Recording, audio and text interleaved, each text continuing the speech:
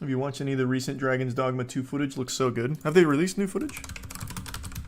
Last one I saw was like 2 months ago. Oh, 12 days ago.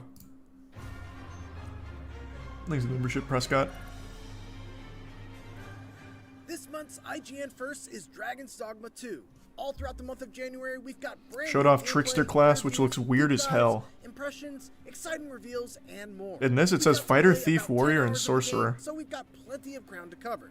To kick things off, here's a collection of gameplay clips covering footage of the Fighter, Thief, Warrior, and Sorcerer vocations. Make sure to keep an eye on this space for more Dragon's Dogma 2.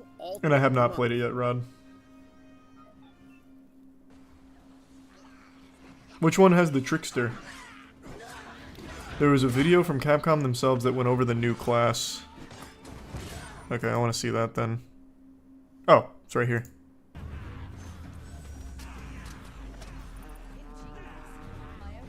So when you say weird as hell, like in a good way or bad way? Variety of playstyles depending on what Thanks, Andrew. you select. Most of these are the kinds of archetypes that you'd expect: melee sword fighter, speedy dagger wielding thief, ranged archer, and spell slinging mage. And some are hybrid vocations like Mystic Spearhand and Magic Archer that combine elements of one vocation with another for a completely new style of play. But what of the Trickster vocation? It was revealed as part of the Dragon's Dogma 2 showcase back in November. Glad you like Gantz. Little has been shown of this unique class beyond that quick 45-second look and a short description on the Dragon's Dogma 2 website. Fortunately, as part of our visit Have you watched House of the Dragon? Yeah, it was good. I liked it. With the Trickster for about an hour. And I can confidently say that this is a style of gameplay unlike anything I've ever seen in an open-world action game.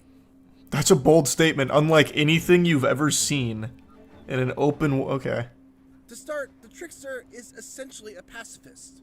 Their chosen weapon, a ceremonial censer, does little to no damage when it's swung at an enemy. Instead, the purpose of attacking is to build up aggro and pull an enemy's attention towards you. To that end, you also have a special ability, Suffocating Shroud, that sends out your smoke in a wide area and draws a large amount of enemy attention towards you. So, the question is, why would you want to get a whole group of enemies swarming on you if you can't actually damage them? Ah, see, that's where the word Trickster comes into play. By using the Trickster's... Oh, you lead him off a cliff. ...incense, you create a simulacrum, or a clone, for simplicity's sake, that enemies will perceive as the real you. This clone has its own health bar and will disappear if it's killed, but you can also teleport the clone to you while it's still alive with the press of a button. This way, you can basically kite enemies to wherever you want, as long as you keep their aggro and keep your clone alive. So, you can maneuver a foe to get an environmental advantage, which is super important because the Trickster shines the brightest when there are cliffs, uneven surfaces, oh wait, that's actually what you do? Elements of the environment that can be used to your advantage. The Trickster has two abilities designed around creating surfaces that aren't really there, but appear real to enemies. The first, Tricky Terrace, creates a cloud that can be placed off a ledge that the enemy will perceive as real solid ground. And the second, Elusive Divider, will create a wall of smoke that you can see through, but the enemy cannot. The final piece of this puzzle is the Visitant Aura, a technique that essentially allows you to make an astral projection. Oh, a naked man. Move around to scout the landscape for as long as your stamina will allow. You entice them off the ledge, like a seductress. So, using Elusive Divider to give yourself some cover while using it in the heat of battle is a good idea. Crucially, you can float off ledges, ascend or descend at will, and even call your clone to wherever your projection currently is. I'm sure you can probably see why that might be useful.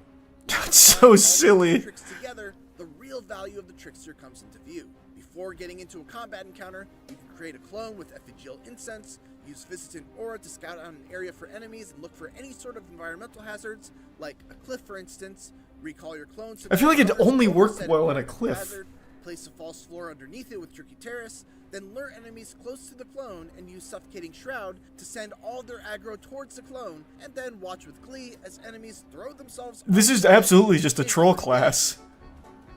What the fuck? That feels like it'll never be good, per se, except for gathering aggro, I guess, which could be helpful.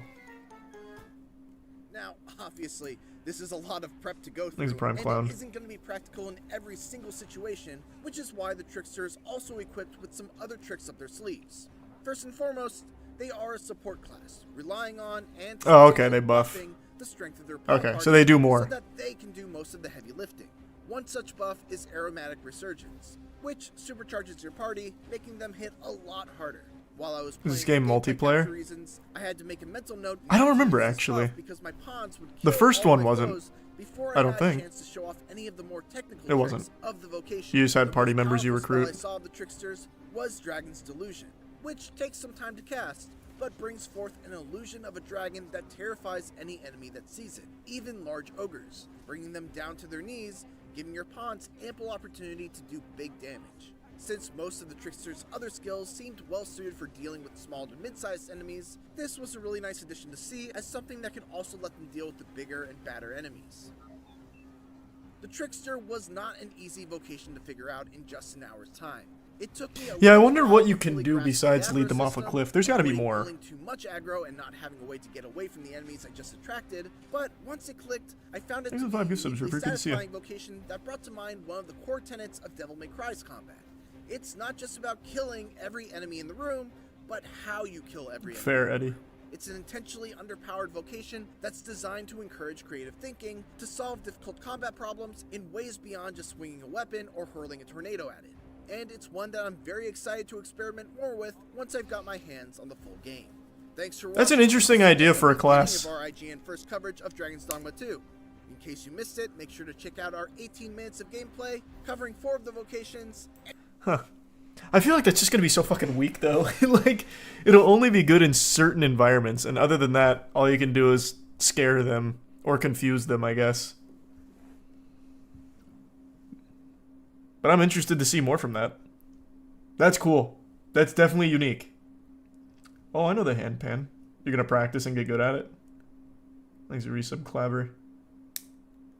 You should play as that class. No, there's no way. Unless it's like actually super strong, there's no way I'm gonna pick that class for my first playthrough. Not on stream. Dragon's Dogma 2 available on Steam? I'm sure it will be.